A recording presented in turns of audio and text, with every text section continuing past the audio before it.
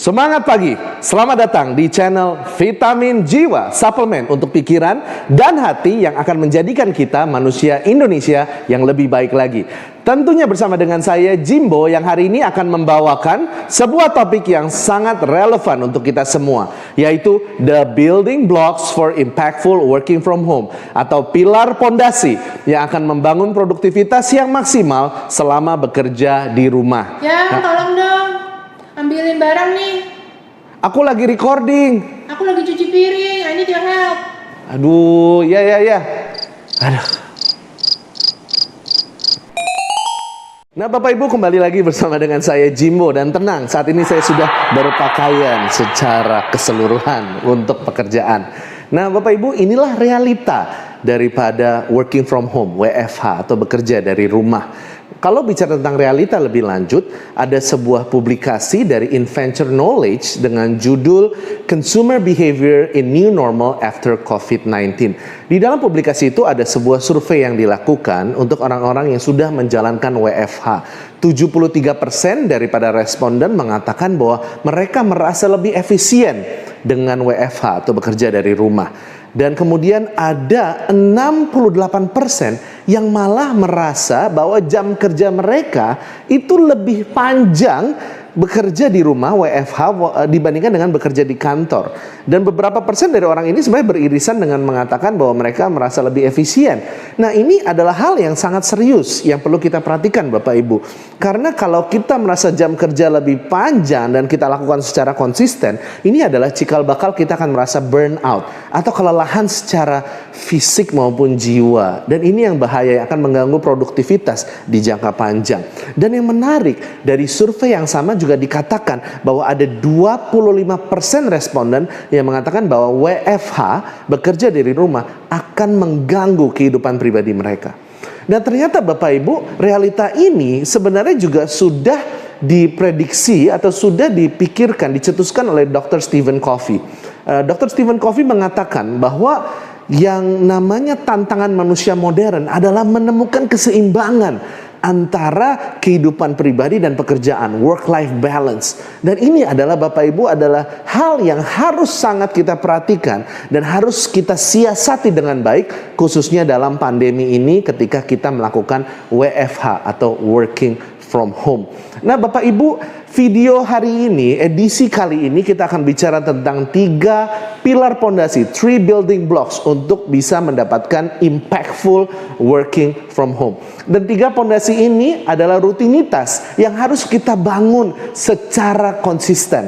Mengapa Bapak Ibu? Karena kalau yang kita bangun secara konsisten, kebiasaan-kebiasaan yang kita lakukan saat ini adalah kebiasaan yang tidak membawa kita ke dalam produktivitas yang tinggi dengan menjaga work-life balance. Ini yang bahaya karena kita akan terjatuh dalam lubang burnout, kelelahan secara fisik dan jiwa. Dan ini akan membuat kita menjadi sulit untuk kembali lagi menjadi manusia Indonesia yang produktif dan lebih hebat. Nah, ada 3 hal, ada 3 building blocks yang akan kita bagikan, yaitu dengan huruf WFH. Dan kita akan bahas satu persatu. Pilar pondasi yang pertama atau the first building block for impactful working from home atau produktivitas maksimal selama bekerja dalam rumah adalah dari kata WFH, yaitu work on your routines. Bagaimana membangun rutinitas yang akan membuat kita produktif selama bekerja dari rumah. Nah, ada beberapa hal Bapak Ibu yang akan saya bagikan. Yang pertama adalah starting work routine, yaitu rutinitas untuk menandakan bahwa kita siap bekerja di pagi hari. Ini ditulis oleh Elizabeth Grace Saunders di Harvard Business Review dengan artikel berjudul How to Transition Between Work to Personal Time. Jadi dari work time to personal time. Nah, di artikel ini disebutkan Bapak Ibu ada beberapa aktivitas yang bisa dilakukan, seperti membuat kopi di pagi hari, menyalakan lampu yang diperlukan untuk bekerja dan mematikan lampu yang tidak diperlukan, atau kemudian berolahraga dan kemudian mandi supaya segar sebelum melakukan pekerjaan, atau kemudian bisa juga mencek email kantor melalui HP baru kemudian Anda mulai bekerja. Intinya adalah apapun yang kita pilih, lakukan itu aktivitas tersebut tersebut, rutinitas tersebut secara konsisten supaya itu bisa masuk ke alam bawah sadar kita untuk memberikan signal setiap kali Anda melakukan hal tersebut, aktivitas tersebut, bahwa Anda sudah siap untuk bekerja di pagi hari. Kemudian hal yang kedua yang bisa dilakukan adalah turunan daripada starting work routines, boundary crossing activities. Dan ini dicetuskan oleh seorang bernama Blake Ashford dari Arizona State University. Blake mengatakan bahwa ada beberapa hal yang bisa dilakukan, yaitu yang pertama, ketika Anda mengenakan pakaian kantor secara keseluruhan dari atas sampai bawah, seperti layaknya Anda mau pergi ke kantor. Berdandan buat para wanita, seperti Anda mau pergi ke kantor. Kemudian yang dianjurkan adalah Anda pergi keluar untuk berjalan mengitari kompleks atau mengitari taman yang dekat rumah, baru kemudian kembali lagi. Kenapa? Karena inilah definisi dari boundaries crossing activity, yaitu Anda melakukan sebuah rutinitas yang memberikan signal kepada pikiran Anda bahwa Anda sedang bertransisi dari boundaries, dari area rumah menuju ke batas area pekerjaan, walaupun pada akhirnya pekerjaannya kembali lagi di rumah. Tapi ini sangat penting dilakukan karena rutinitas ini yang akan mempersiapkan kita secara pikiran dan alam bawah sadar dan secara tubuh kita bahwa kita siap untuk bekerja. Kemudian yang ketiga yang perlu dilakukan adalah untuk membuat daily plan atau daftar rencana pekerjaan yang akan dilakukan di hari tersebut. Ini penting untuk membuat kita fokus dan tidak mudah untuk terinterupsi, Bapak Ibu. Nah, kemudian hal yang terakhir yang penting adalah create wrap up routines, yaitu sebuah rutinitas yang menandakan bahwa kita sebentar lagi akan selesai bekerja. Bagaimana caranya? Pertama, Bapak Ibu ambil idealnya 30 menit sebelum Anda akan selesai bekerja, Anda lakukan beberapa hal. Yang pertama, cek semua email atau pesan yang memang harus dijawab hari itu dan sangat kritikal. Kemudian yang kedua, Bapak Ibu, kembali lagi lihat daily plan-nya. Dari daily plan itu apakah semuanya sudah dikerjakan dan bagian mana yang belum. Dan yang ketiga, untuk hal-hal yang belum bisa dikerjakan dan Bapak Ibu perlu untuk lembur, tentukan secara spesifik pekerjaan yang mana dari daily plan tersebut, tentukan jam berapa Anda mau mulai lembur dan sampai jam berapa Anda mau berhenti untuk bekerja lembur. Ini sangat penting Bapak Ibu supaya kita bisa mentally disconnect dari pekerjaan kita. Jadi secara mental kita bisa memutuskan bahwa kita sudah selesai untuk lembur. Dan ini untuk mencegah supaya kita tidak burn out. Oleh karena itu Bapak Ibu sekali lagi dari WFH, work on your routines, Bapak Ibu perlu untuk punya starting work routine. Bapak Ibu perlu untuk mempraktekkan namanya boundaries crossing activities. Kemudian buat yang namanya daily plan. Dan kemudian juga Bapak Ibu ciptakan rutinitas untuk wrap up rutin, yaitu bagaimana kita menutup hari itu, pekerjaan itu dengan baik di hari tersebut. So Bapak Ibu, memang perubahan-perubahan ini tidak akan nyaman. Membangun rutinitas tidak akan mudah. Tapi kita harus ingat bahwa zona nyaman itu sudah tidak ada lagi di masa sekarang. Yang ada, either kita berubah atau kita mengalami kemunduran. So, pastikan Bapak Ibu to work on your routines.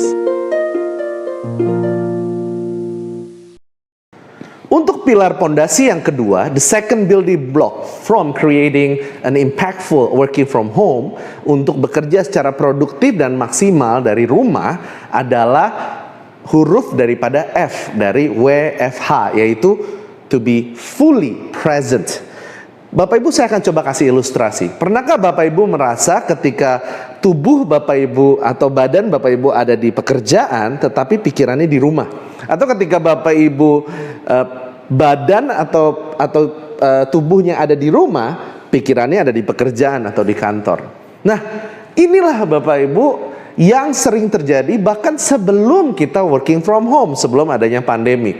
Justru dengan adanya pandemi dan kita working from home, garis perbedaan antara kehidupan pribadi dan kehidupan pekerjaan menjadi blur, menjadi satu, dan ini yang membuat kita menjadi semakin bingung dan semakin mudah untuk terinterupsi. Itulah mengapa to be fully present ini sangat penting untuk dikembangkan sebagai kebiasaan, habit, dan rutinitas kita, Bapak Ibu.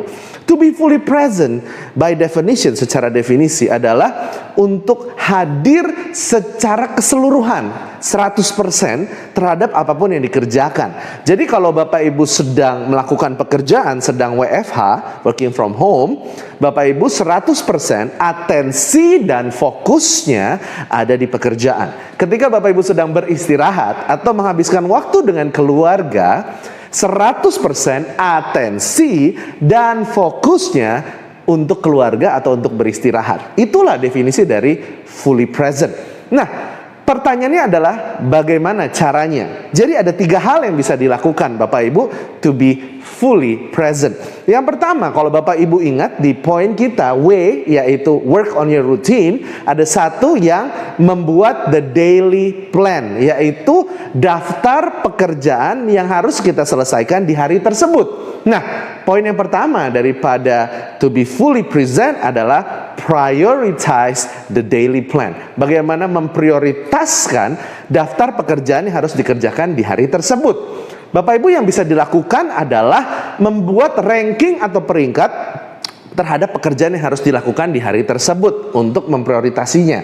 Caranya melihat tingkat urgensi dan tingkat kepentingannya. Semakin tinggi tingkat urgensi dan tingkat kepentingannya, tentunya akan menempati posisi peringkat-peringkat yang atas untuk diselesaikan terlebih dahulu. Nah, untuk poin yang kedua Bapak Ibu, untuk bisa kita to be fully present, ini belajar dari sebuah artikel di Harvard Business Review, 3 tips to avoid working from home burnout, yang ditulis oleh Laura George dan Vanessa Bonds. Di situ dia bicara tentang satu konsep di mana meng-create intentional working time budget. Apa itu maksudnya? Tahukah Bapak Ibu bahwa yang terjadi saat-saat ini adalah ketika kita sedang bekerja itu sangat susah sekali untuk bisa berfokus. Bahkan sebelum pandemi ini terjadi Bapak Ibu, menurut artikel itu disebutkan bahwa manusia, pekerja atau employee, karyawan pada umumnya hanya bisa melakukan fokus mengerjakan suatu pekerjaan itu secara rata-rata hanya 3 jam per hari. Sisanya akan diinterupsi dengan meeting, dengan hal-hal lain, bahkan dengan hal-hal personal. Jadi sebenarnya sebelum pandemi ini, untuk Bapak Ibu bisa mendapatkan 3 jam untuk bisa fokus itu adalah hal yang baik. Tetapi dalam masa working from home seperti ini akan semakin challenging, semakin sulit. Oleh karena itu Bapak Ibu harus intentional, harus sengaja menciptakan alokasi waktu untuk bekerja tanpa diganggu. Bagaimana caranya? Yang pertama adalah blok dulu kalender Anda. Setiap harinya Bapak Ibu tentukan dimulai dari 1 sampai 2 jam, idealnya 3 jam. Setiap hari jam-jam yang Bapak Ibu akan bekerja, berkomitmen untuk bekerja fokus 100% tanpa diganggu dan interupsi oleh apapun. Kemudian hal yang kedua, setelah Bapak Ibu melakukan pemblokiran schedule tersebut, Bapak Ibu segera mengkomunikasikan kepada atasan Anda, kepada tim Anda, baik melalui telepon, melalui chat, ataupun memasang auto reply bahwa Bapak Ibu memang saat itu sedang akan berfokus untuk mengerjakan apapun yang ada di daily plan daripada Bapak Ibu. Nah, kemudian Bapak Ibu, yang terpenting adalah yang ketiga adalah Bapak Ibu harus benar-benar disiplin untuk menjalankannya. Karena intentional working time memang harus disengaja untuk di plan, direncanakan, dan harus sengaja untuk dilakukan.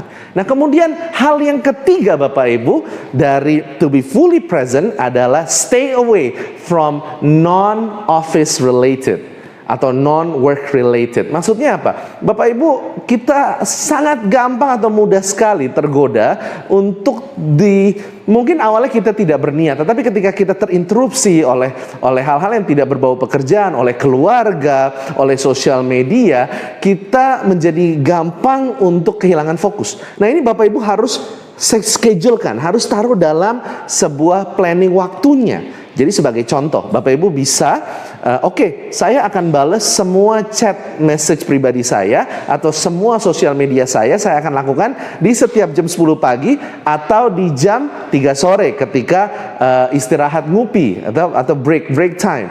Nah, atau Bapak Ibu juga bisa cek, kalau saya juga pernah menceritakan ini di video yang sebelumnya di Developing Resilient Leadership, di mana Bapak Ibu bisa mengatur jadwal di mana dalam 1 jam Bapak Ibu bekerja, 50 menit Anda bekerja dan 10 menit Anda beristirahat. Dan dalam 10 menit Anda beristirahat ini, Bapak Ibu bisa pakai waktu ini untuk mengerjakan hal-hal yang tidak ada hubungannya dengan pekerjaan, baik untuk berinteraksi dengan keluarga maupun juga untuk membalas pesan sosial media dan sebagainya.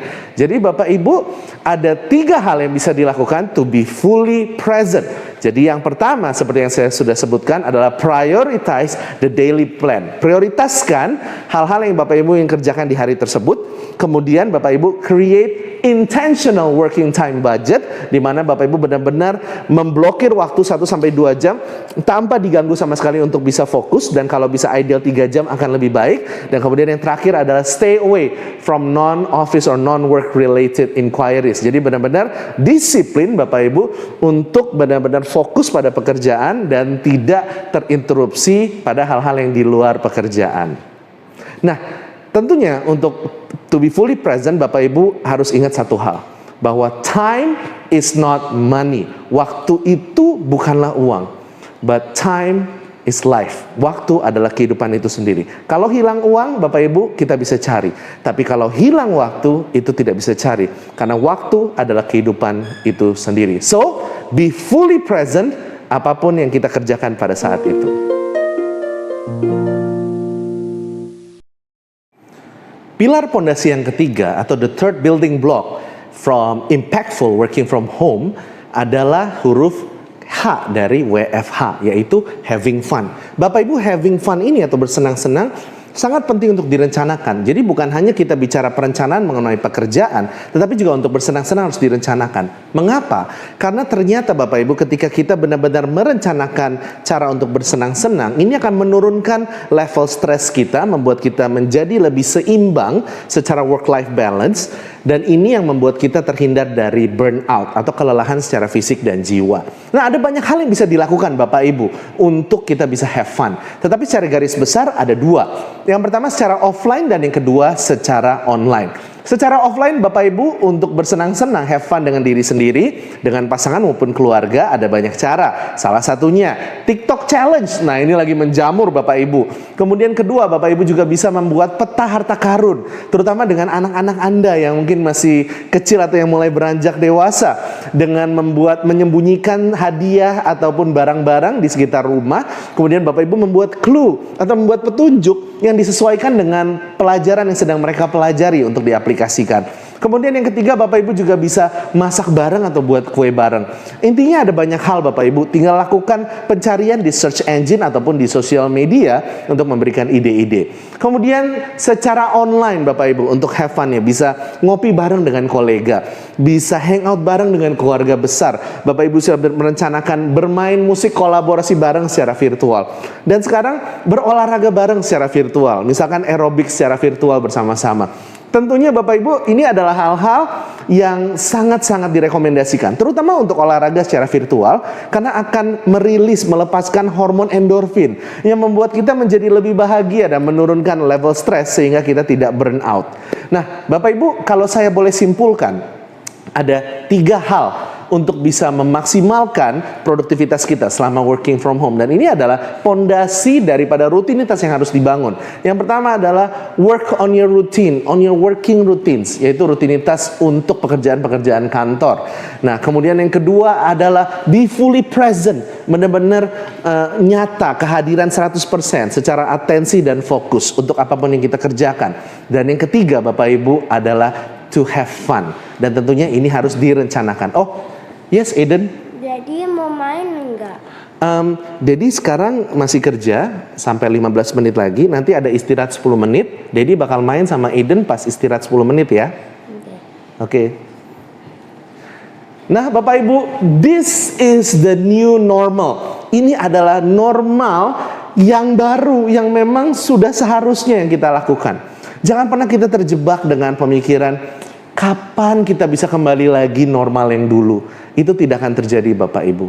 Saya percaya Bapak Ibu, kalau kita tidak mengganti mindset pola pikir kita tidak akan bisa mendapatkan yang terbaik dari situasi pandemi ini.